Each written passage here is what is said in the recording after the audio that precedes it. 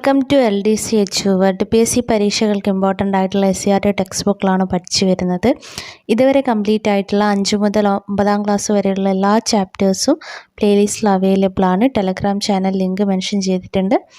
നിങ്ങൾക്ക് ഓരോ വീഡിയോസും അതിൻ്റെ നോട്ട്സൊക്കെ അതിൽ അവൈലബിൾ ആണ്. ഇന്ന് നമ്മൾ പഠിക്കാൻ പോകുന്നത് 10ാം ക്ലാസ്സിലെ ഹിസ്റ്ററി ചാപ്റ്റർ 1 ലോകത്തെ സ്വാധീനിച്ച വിപ്ലവങ്ങളാണ്. വീഡിയോ ഇഷ്ടമായ ലൈക്ക് ചെയ്യാൻ മറക്കരുത്. സബ്സ്ക്രൈബ് ചെയ്തില്ല സബ്സ്ക്രൈബ് ചെയ്യുക. നമുക്ക് ചാപ്റ്ററിലേക്ക് കടക്കാം. ലാറ്റിൻ അമേരിക്കൻ വിപ്ലവം. പ്ലാബോ നെരൂദയുടെ മാച്ചു പിച്ചുവിൻ്റെ ഉയരത്തിലെ കുറച്ച് ഭാഗം കൊടുത്തിട്ടുണ്ടോ നോക്കാം. ഇതായിരുന്നു വീട്, ഇതായിരുന്നു സ്ഥലം. ചോളത്തിൻ്റെ കൊഴിഞ്ഞ കതിരുകൾ ഉയർന്നു പൊങ്ങുന്നത് ഇവിടെയാണ്. ഇവിടെയാണ് ചുവന്ന ഹിമപാതം പോലെ വീണ്ടും വീണ്ടും കൊഴിഞ്ഞു വീണത്. ചെമ്മരിയാടിൽ നിന്ന് സ്വർണ്ണ നാണയങ്ങൾ അഴിച്ചെടുക്കപ്പെട്ടത് ഇവിടെയാണ്. കാമുകിമാർക്കും ശ്മശാനങ്ങൾക്കും സമ്രാട്ടിനും അമ്മമാർക്കും പ്രാർത്ഥനകൾക്കും പടയാളികൾക്കും ഉടുപ്പ് തുന്നുവാൻ മാച്ചു പിച്ചു നീ കുഴിച്ചു മൂടിയ അടിമയെ എനിക്ക് തരൂ. പ്ലാബോ നെരൂദയുടെ മാച്ചു പിച്ചുവിൻ്റെ ഉയരങ്ങളിലെ കുറച്ചു ഭാഗം.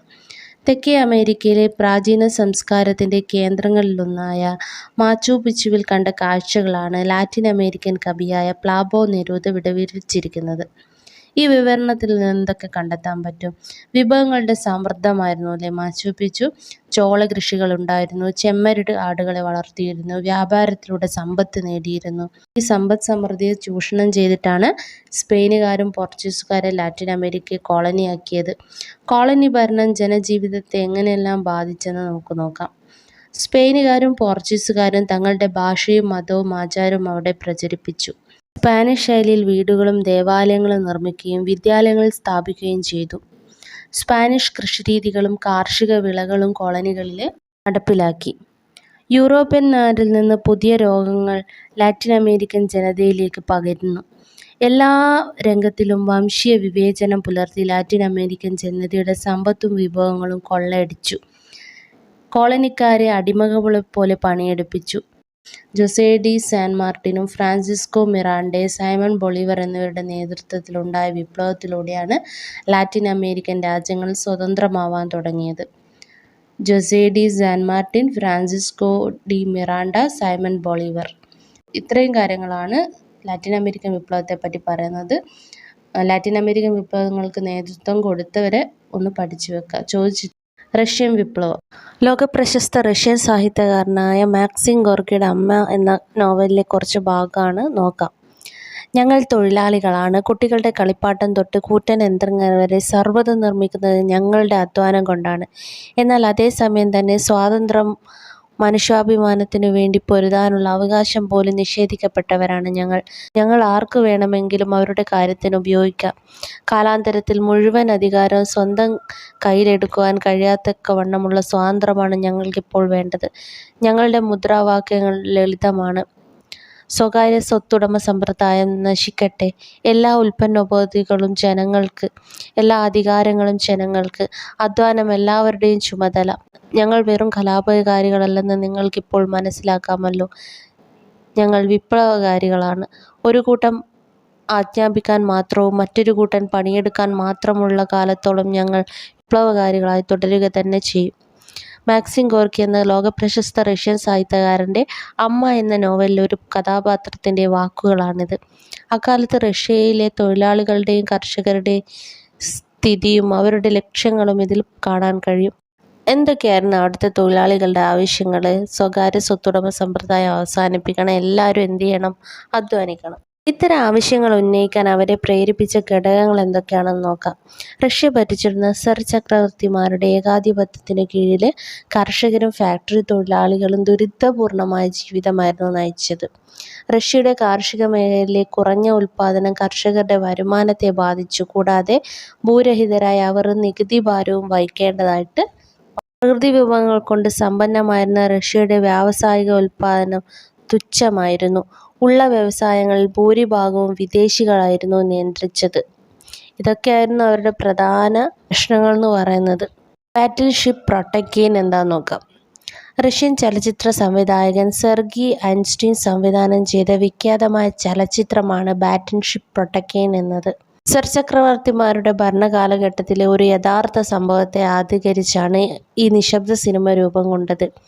കരിങ്കടലിലെ റഷ്യൻ യുദ്ധക്കപ്പലായ പ്രൊട്ടക്കീൻ അസംതൃപ്തരായ നാവികർ നടത്തിയ കലാപം ഒരു രാഷ്ട്രീയ സമരമായി പരിണമിച്ചതിൻ്റെ ദൃശ്യാവിഷ്കാരമാണ് ഈ ചലച്ചിത്രം.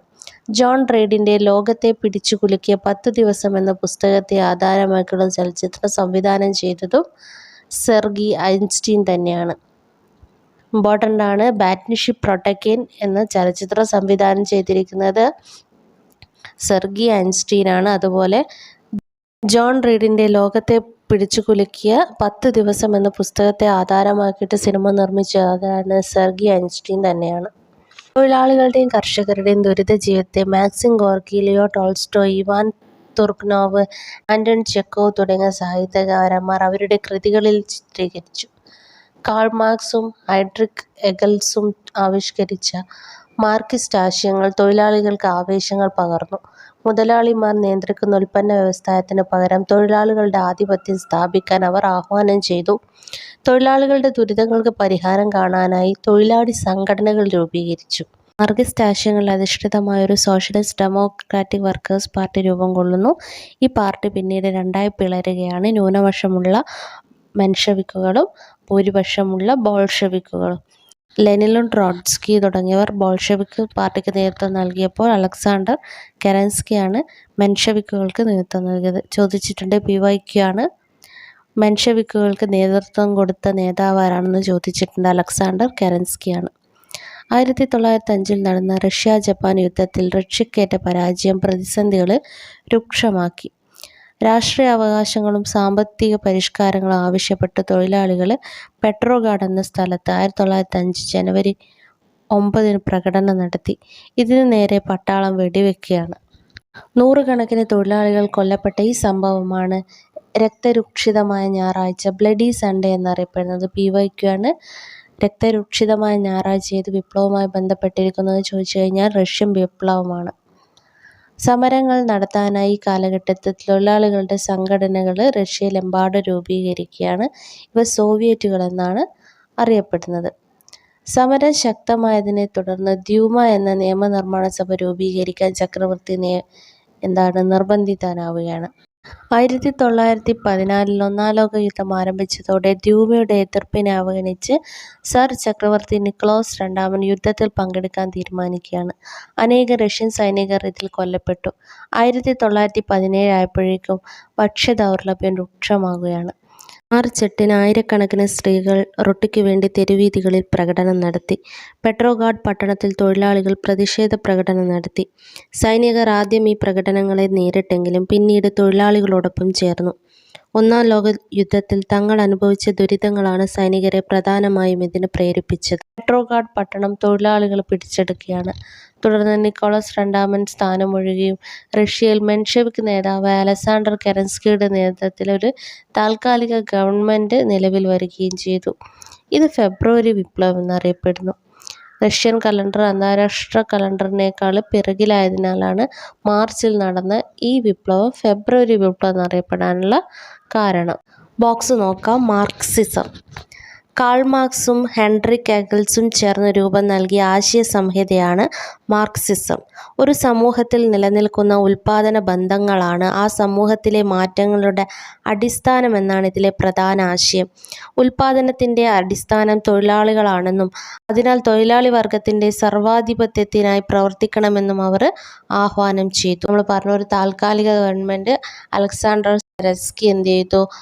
രൂപം കൊണ്ടു. അത് ഫെബ്രുവരി വിപ്ലവം എന്നറിയപ്പെട്ടു. ഈ താൽക്കാലിക ഗവൺമെൻറ്റിനെ റഷ്യയിലെ സോവിയറ്റുകളിൽ ഒരു വിഭാഗം എന്ത് ചെയ്തില്ല? അംഗീകരിച്ചില്ല. ഈ സമയത്ത് സ്വിറ്റ്സർലൻഡിൽ കഴിയുകയായിരുന്ന വ്ളാഡിമിർ ലെനിൻ റഷ്യയിലെത്തുകയാണ്.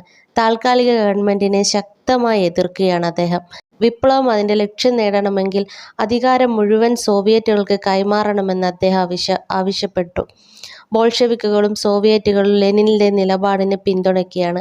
നൂറ്റാണ്ടുകൾ പഴക്കമുള്ള സാമ്പത്തിക പിന്നാക്കാവസ്ഥയും ജനങ്ങൾക്കിടയിലെ അസമത്വവും ഇല്ലാതാക്കാൻ ഒരു തൊഴിലാളി വർഗ ഭരണകൂടത്തിന് മാത്രമേ കഴിയുള്ളൂ എന്ന് ബോൾഷെവിക്കുകൾ പ്രചരിപ്പിച്ചു. അതിനായി അവർ ചില ആവശ്യങ്ങളും ഉന്നയിച്ചു. അവരുന്നയിച്ച ആവശ്യങ്ങളായിരുന്നു ഒന്നാം ലോക യുദ്ധത്തിൽ നിന്ന് റഷ്യ പിന്മാറുക, പ്രഭുക്കന്മാരുടെ കൈവശമുള്ള ഭൂമി പിടിച്ചെടുത്തിട്ട് കർഷകർക്ക് വിതരണം ചെയ്യുക, ഫാക്ടറികൾ ജനങ്ങളുടെ പൊതു സ്വത്തായിട്ട് മാറ്റുക. അവരുന്നയിച്ചത് ഒന്നാം ലോക മഹായുദ്ധത്തിൽ നിന്ന് റഷ്യ പിന്മാറണം, പ്രഭുക്കന്മാരുടെ കൈവശമുള്ള ഭൂമി പിടിച്ചെടുത്തിട്ട് കർഷകർക്ക് വിതരണം ചെയ്യണം, ഫാക്ടറികൾ ജനങ്ങളുടെ പൊതു സ്വത്തായി മാറ്റുക. 1917 ഒക്ടോബറിൽ ബോൾഷെവിക്കുകൾ താൽക്കാലിക ഗവൺമെൻറ്റിനെതിരായിട്ട് സായുധ കലാപം ആരംഭിച്ചു. കെരൻസ്കി രാജ്യം വിട്ടുപോവുകയും റഷ്യ ബോൾഷെവിക്കുകളുടെ നിയന്ത്രണത്തിലാവുകയും ചെയ്യുന്നു. ബോൾഷെവിക്കുകൾ അധികാരം ലഭിച്ച ഈ സംഭവമാണ് ഒക്ടോബർ വിപ്ലവം. റഷ്യൻ കലണ്ടർ പ്രകാരമാണ് അങ്ങ് ഒക്ടോബർ വിപ്ലവം എന്നറിയപ്പെടുന്നത്. തുടർന്ന് സോവിയറ്റുകളുടെ സമ്മേളനം ചേർന്ന് ലെനിൻ അധ്യക്ഷനായ ഒരു ക്യാബിനറ്റ് രൂപം നൽകുകയാണ്. റഷ്യൻ വിപ്ലവത്തിൻ്റെ ഫലങ്ങൾ എന്തൊക്കെയാണെന്ന് നോക്കാം. ഒന്നാം ലോക മഹായുദ്ധത്തിൽ നിന്ന് റഷ്യ പിന്മാറുകയാണ്. ഭൂമി പിടിച്ചെടുത്ത് കർഷകർക്ക് വിതരണം ചെയ്തു. പൊതു ഉടമസ്ഥതയ്ക്ക് പ്രാധാന്യങ്ങൾ നൽകി. കേന്ദ്രീകൃത ആസൂത്രണങ്ങൾ നടപ്പിലാക്കി. സാമ്പത്തിക ശാസ്ത്ര സാങ്കേതിക രംഗങ്ങളിൽ പുരോഗതി കൈവരിച്ചു. 1924 പുതിയ ഭരണഘടന നിലവിൽ വന്നു. സോവിയറ്റ് റിപ്പബ്ലിക്കുകൾ കൂടിച്ചേർന്നു സോവിയറ്റ് യൂണിയൻ USSR രൂപീകരിക്കപ്പെടുകയും ചെയ്യുന്നു. 1924 ഒരു പുതിയ ഭരണഘടന നിലവിൽ വരികയും സോവിയറ്റ് റിപ്പബ്ലിക്കുകളെല്ലാം കൂടി ചേർന്ന് സോവിയറ്റ് യൂണിയൻ USSR രൂപീകരിക്കുകയും ചെയ്യുന്നു. ലോകത്തിൻ്റെ വിവിധ ഭാഗങ്ങളിൽ സോഷ്യലിസ്റ്റ് ആശയങ്ങൾ വ്യാപകമാക്കാനായിട്ട് റഷ്യൻ വിപ്ലവത്തിന് സാധിച്ചു. ഇത്രയുമാണ് ഇന്ന് പഠിച്ചത്. അടുത്ത വീഡിയോയിൽ നമുക്ക് ചൈനീസ് വിപ്ലവം പഠിക്കാം.